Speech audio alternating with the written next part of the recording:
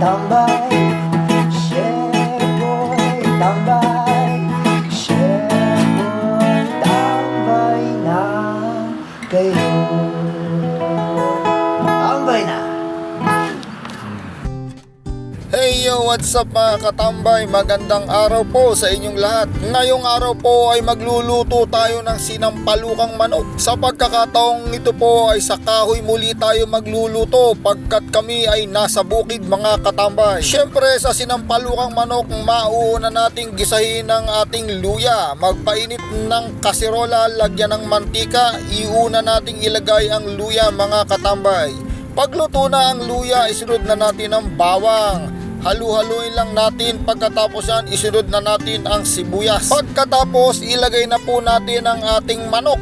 Ito po ang ating sinampalukan ngayong araw, isang buong manok mga katambay. Sangkutsahin lang nating mabuti hanggang sa maluto ang ating manok. Talagang ganito po kami sa bukid mga katambay, sa kahoy nagluluto. Kung wala kayong tiyaga, wala kayong nilaga. Ihip lang po ng ihip hanggang sa mag-apoy ang ating kahoy mga katambay. Isunod nating ilagay ang patis pangpalat sa ating sinampalukan. Maya-maya pa itakpan natin, pakuluin natin ng konti. Tingnan natin kung kumukulo na at pagkatapos pakuluin, lalagyan natin ng pamintang durog mga katambay. Pagkatapos lagyan ng pamintang durog, halu-haluin lang po natin ng konti hanggang sa mahalo at maging pantay ang pagkakaluto nito.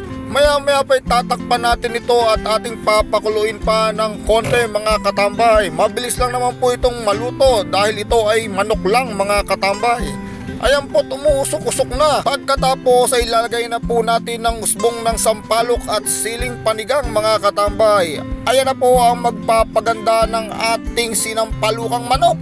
Maya-maya pa ay lalagyan na natin ng sabaw ito mga katambay. Dagdagan nyo ang sabaw nang mapasarap ang inyong paghigop sa sabaw ng ating sinampalukang manok mga katambay. Hayan po, napakarami ng nailagay na sabaw, masarap humigop ito. Kumukulo na mga katambay, nagsama-sama na ang smoky flavor at ang kulo ng ating sinampalukang manok. Lagyan ng pampalasa ayon sa inyong panlasa mga katambay.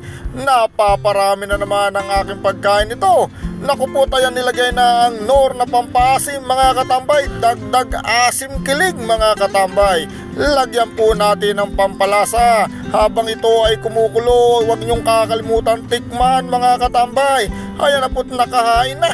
Ano pa ang hinihintay nyo? Ako'y gutom na naman mga katambay. Halina kayo't makakain na. Ito po ang aming sinampalukan sa bukid mga katambay. Kung inyo pong nagustuhan ang aming niluto ngayong araw, huwag nyo pong kakalimutang mag-follow, mag-share, mag-like at mag-comment sa aming Facebook page. Ang inyong nakatambay na chef, Chef Boy Tambay.